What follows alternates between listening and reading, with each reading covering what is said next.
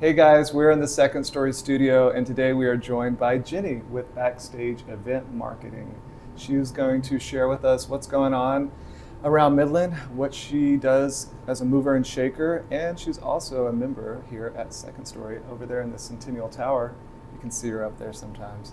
Ginny, what's going on? Where do you want to start? I mean, I could go for start, days. Yeah, for real. So let's just give a little overview of what you do. Okay, so Backstage Event Marketing is a full-service marketing and advertising agency that supports live events in the art industry and entertainment industries. So typically it's within the Permian Basin, so Midland, Odessa, but then we also do have some clients in the Houston area. Oh, wow. So we stay really busy here locally, and I have done a couple different iterations of my business thinking like, oh, I could just focus on events, and then I ended up finding out that people needed more holistic support. Yeah. So ended up doing the more agency support where we're providing people with support throughout the calendar year and making sure that people know about their events, buy tickets to their events, and have a good time at their events. Right. So that's kind of it in a nutshell.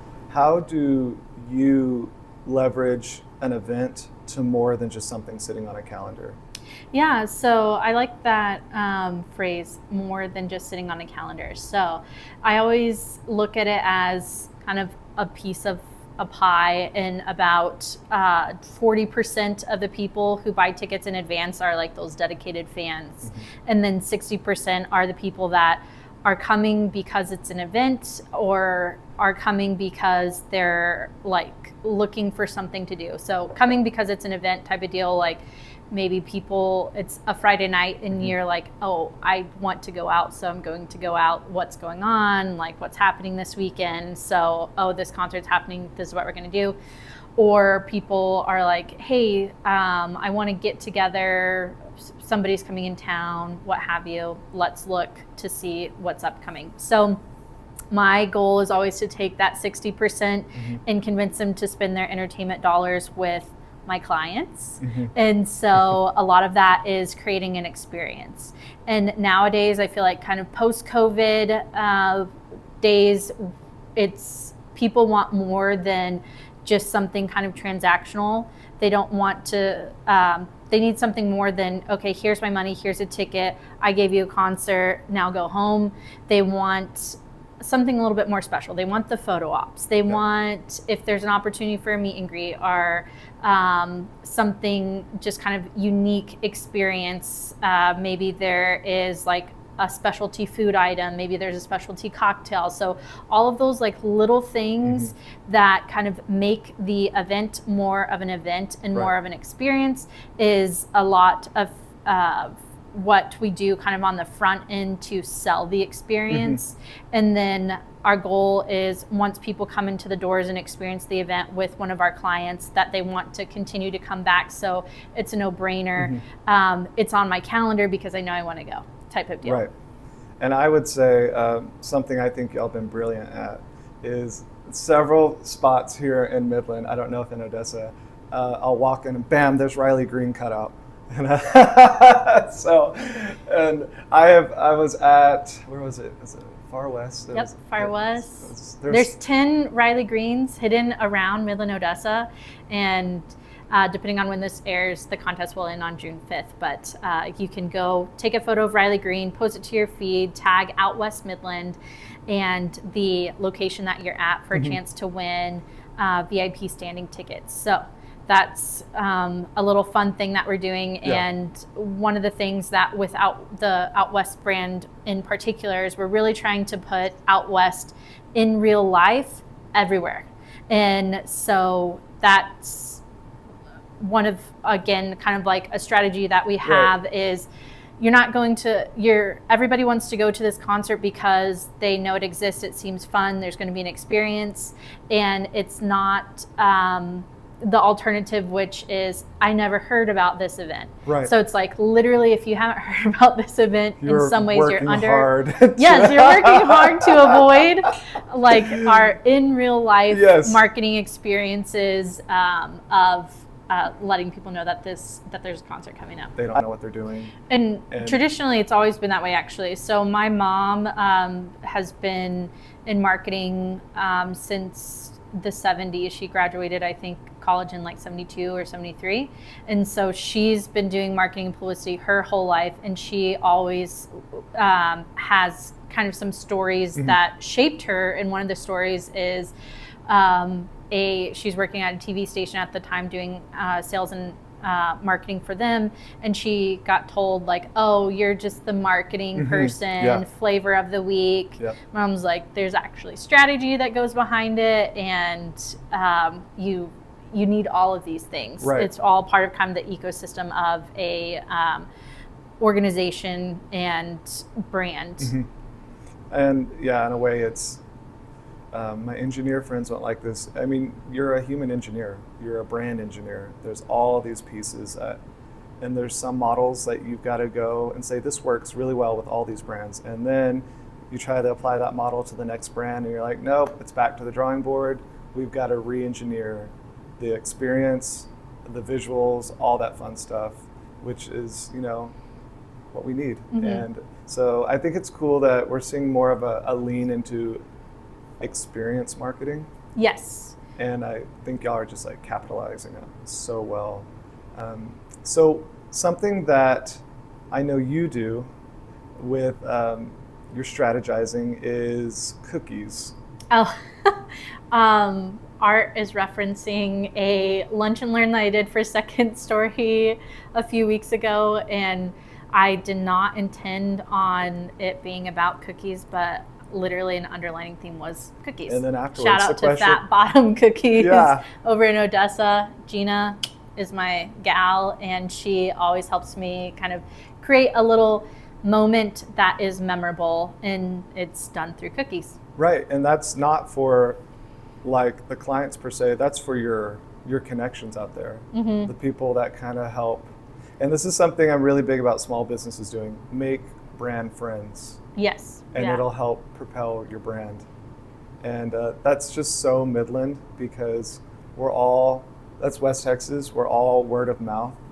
And how can someone refer you if you aren't out there saying, hey, this is me, and also here's a cookie. Yes. And feeding you, if it's early morning PR, like if you're with the media and you're coming to one of my early morning PR events, I'm providing you with coffee, I'm providing you with donuts, I have kolaches. Like, I want there to be, I want it to be the easiest yes. And that's what I feel about the events that we support too. Like, how can we make this the easiest yes? So that's why things like our Know Before You Go is so important, because we want people to have a seamless transition between arriving and getting into the venue, having a great time, and then leaving home safely. So sometimes that means we've been able to partner with Michelob Ultra for events with Out West to provide discount codes for Uber ride homes. And it's brilliant. Regardless of if you are a new Uber user or a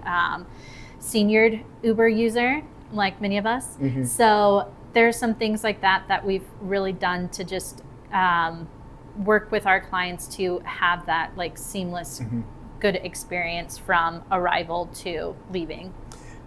That's awesome. And so I want to circle back around to West Texas in general. Why does everyone say it's such a hard market to do events in?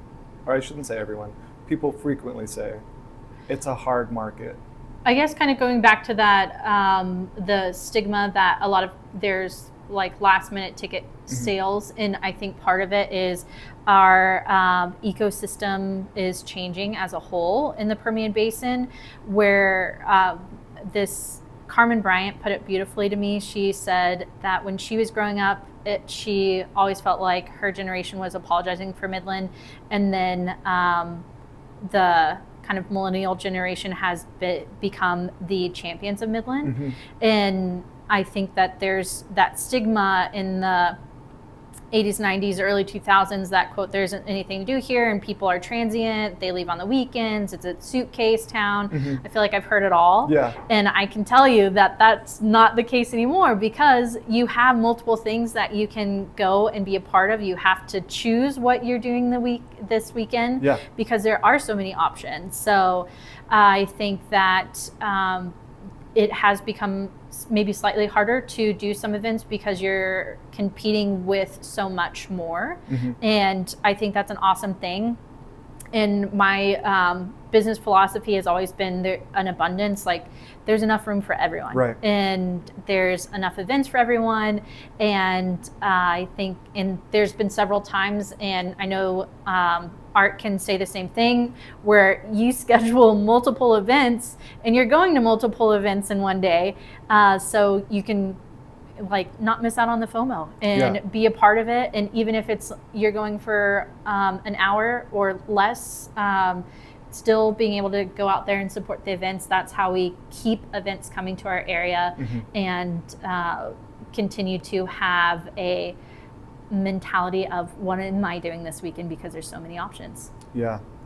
What is your opinion on the one-off events, when someone's like, I want to plan something in Midland, I'm going to do one, and then not a huge turnout, and then like, I guess I'm wanting to know, how do you combat a client says, I want to do this one big event and that's all I want to do?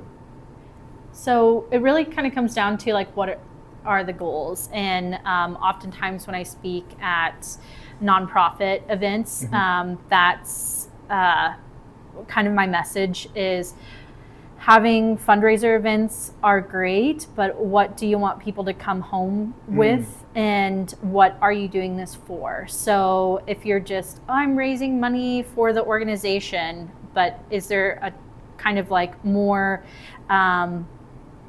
target and identified cause that we can do? Like, we need to replace our air conditioner, what have you, even if it's quote like a not sexy thing, or not pull on the heartstrings, but it's needed for your organization. Tying why behind what you're doing is important. So Elvis.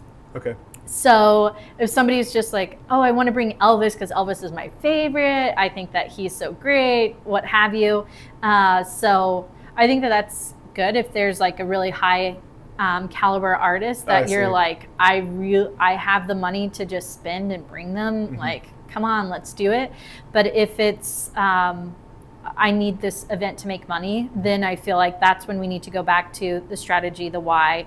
And oftentimes, and most promoters can tell you, like, this isn't a business that you're making money hand over fist. It's a lot of what we call ancillary things that actually make you the money. So everything from food and beverage to if you charge parking and all of this stuff that kind of combine into it, because a lot of what the ticket sales is going to is to pay the artist and the production and staff, which is huge. And especially now, because many artists outside of comedians like don't necessarily just go on a stage and that's it. There's a lot of additional production needed. So kind of getting back to your point, if the point is to have a one-off event and have it either break even or make money, then I would say, okay, let's go back to the why. What are you trying to do? Build brand awareness, create quality of life. So essentially, if you have a solid why, it can get you through the, if you will, hard times. And I always encourage people, whether it be a nonprofit trying to put on a fundraiser or just somebody trying to break into the industry as a concert promoter, that about year 3 is when you kind of start making money. I see. And so being kind of like on the long haul of things and looking at as a long game, not a short game, will kind of help you through, because it's definitely not for the faint of heart. Yeah, consistency is key, right? Yes. Consistency is key. So one-off events are great, but it depends on why you want to do it. And if you do want to do it, I would say, can you commit to this for like the next 3 years? Yeah, and I think that scares people a lot. Yes. The 3-year commitment. Yes. Where do you go to find inspiration that you bring back to West Texas? I think Instagram is kind of my number one, and between like I have a million like saved folders on my Instagram account of inspiration. And then also very active in the DMs with a lot of clients. They'll say like, ooh, this looks cool. What can we do with this? And then sometimes it's just like kind of like taking a chance. So tonight, and folks won't unfortunately be able to join us because I don't think Art's going to edit this within 24 hours or less. But tonight at the Rockhounds game, again in support of Riley Green, we've printed massive amounts of like a Riley Green big head. So we're going to have the most amount of Riley Green in one area. And it's going to be at the Midland Rockhounds game that's tonight. So cool. And it's going to be an out west takeover. So they're throwing the first pitch. There's going to be t-shirts given away. They're also using it as like a staff moment where staff can come and bring their families and enjoy and kind of before, because there's a little bit of a lull between the next event. And so it's a staff give back night for them. So it's really awesome to also think of things that it's like, okay, this maybe hasn't been done before, let's try it. And having clients be on the receiving end of that to say like, that's really cool, let's do it, here's your green light. I think something, again, you do so brilliantly is you tack onto things that are already happening with your campaigns. And you are not trying to make up these large scale events and community movements. You're looking and you're saying, oh, there's a baseball game, let's see if we can be with it. There's this, let's see if we can be with it. And I think that's just like so brilliant. I would like to shout out to my sorority because Zeta Alpha, their whole model was cross-programming. I'd never heard of cross-programming until I went into college, but literally like everything was cross-programming because there's so many different requirements that you have to kind of smush into a school year. And so it's like, how could we check off this thing that we have to do and this thing that we have to do? Let's combine it. So that has been a big approach of mine. And then it's interesting because some things that we've done for, again, that in real life marketing, people are like, well, what are you paying them to do it? And it's like, outside of like free tickets, not really anything, because we're trying to promote each other. So I'm always saying, this is how this is going to benefit you. And this is, I want you to get foot traffic. So we're going to send people to your stores to come find Riley Green. Or we did, which was a lot, we did an Easter egg hunt with the Museum of the Southwest where we gave away 10 sets of tickets for Septemberfest by finding little elephants around town.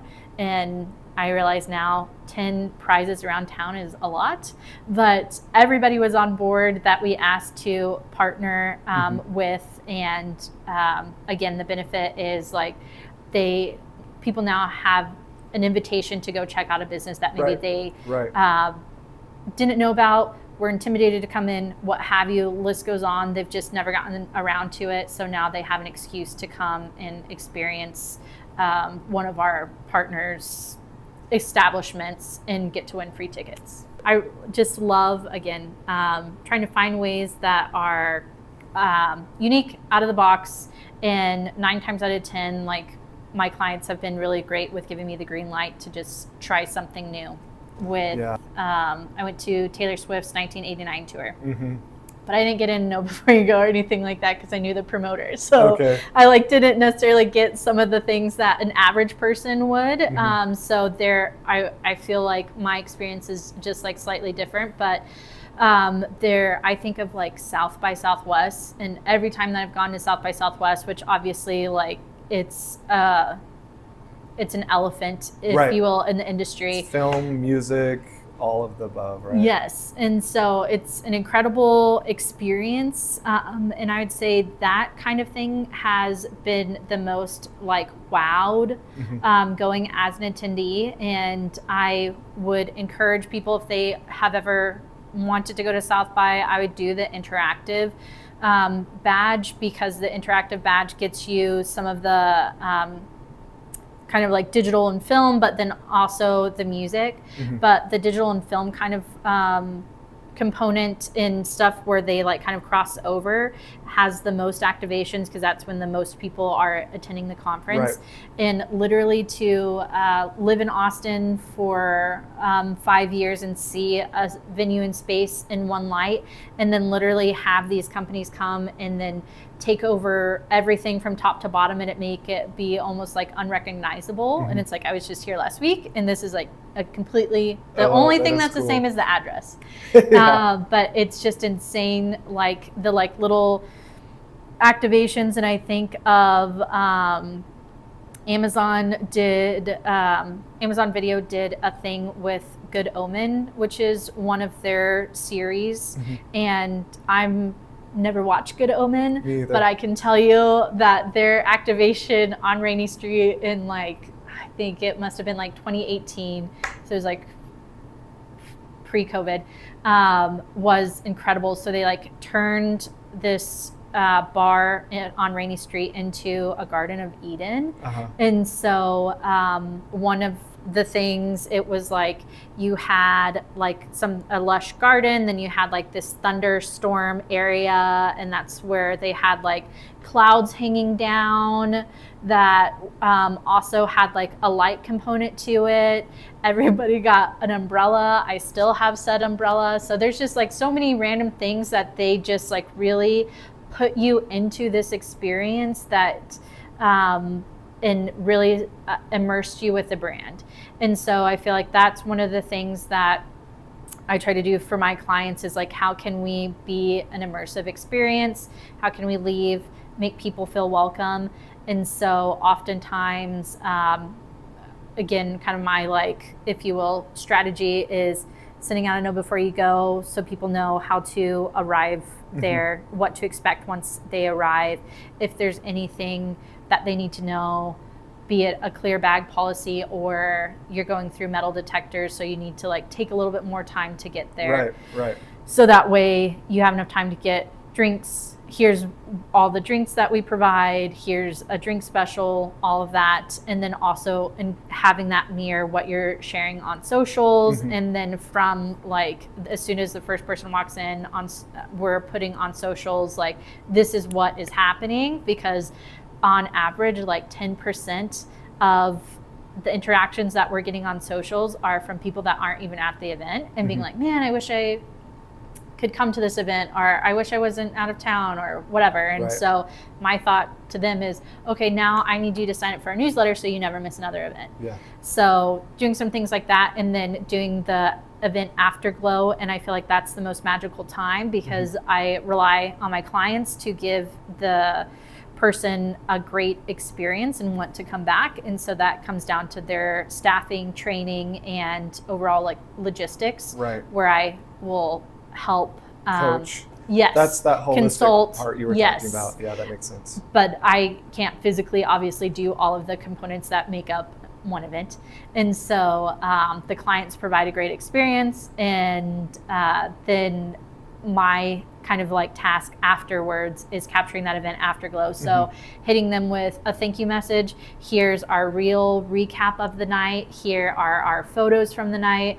And then also join us again for our next event. Here's tickets, or here's the link to buy tickets. So really just kind of capturing that. And that's also what I tell like nonprofit clients, okay, they had this experience, what do you want them to do next? Do they become a member?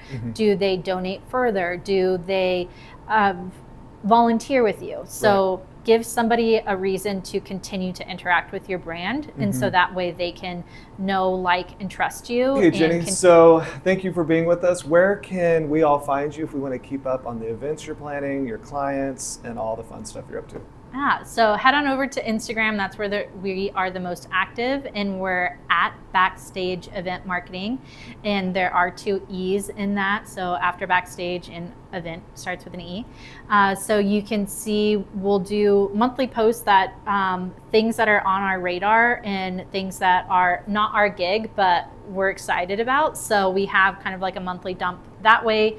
We're also in June launching a weekly vlog where we show a week in the life of a marketing agency owner. And for any early morning radio listeners, I have a segment on KCRS AM, so News Talk 550 at 8:10 a.m. If you're on your way driving to work that day, and I give you the 3 things to check out this weekend on Friday, Saturday, Sunday in the Permian Basin, and typically have a lot of other kind of like fluff. So it's at least 3 things, and sometimes you get more than 3 things. So again, there's so much to do here in the Permian Basin, and I feel very thankful to be a part of it and be able to share all the awesome things that other people are doing too. Right. Okay. So we'll be tuning in, and that's Friday at 8:10 a.m. on News Talk 550 KCRS. So it's 550 on the AM channel. Perfect. So no one will have an excuse to say, I didn't know what was happening. Exactly. Yes. Thanks, Ginny. We'll Thank see you you around.